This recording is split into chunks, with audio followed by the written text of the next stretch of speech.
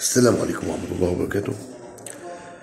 أعزائي المشاهدين، أهلا ومرحبا بكم على قناتكم تامر أبو المعاطي، ومع أفلامنا الممنوعة من العرض لمحاولة معرفة السبب في عدم طرحها للشعب، يعني عن طريق السينما أو التلفزيون أو الفيلم ده بتتحدث فيه الشخصية المحورية، هي دي الشخصية الأساسية، شيرين رضا.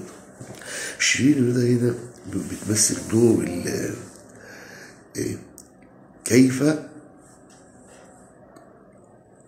أو إزاي تصبح فجأة مليونير.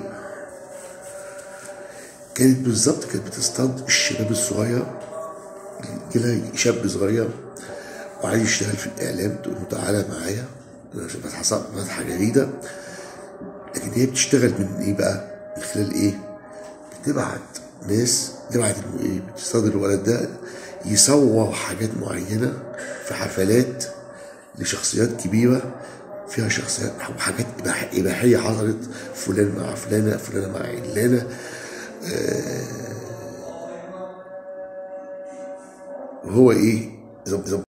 والولد اللي بيشتغل عندها ده لازم يكون حالته المادية وحشة، فبترفعه رفعة جميلة، وبتبدأ بعد كده تخليه يصور الناس في الحفلات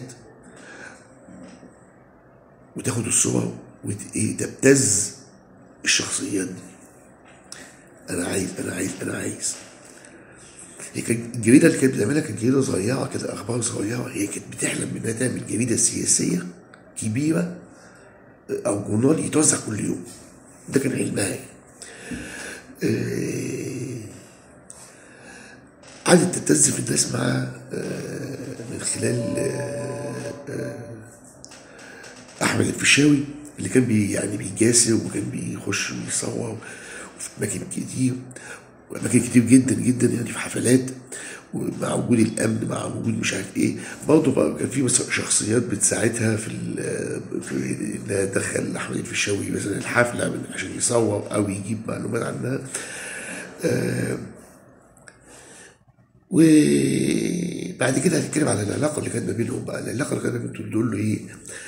تقول له لا، انت هي عارفه ان هو قد ابنها او قد ولادها، تقول لا، انا بس لما عاوزك هجيبك بس يكون بمزاجي وفي الوقت اللي انا عايزاه. وده اللي بيحصل في الفيلم فعلا.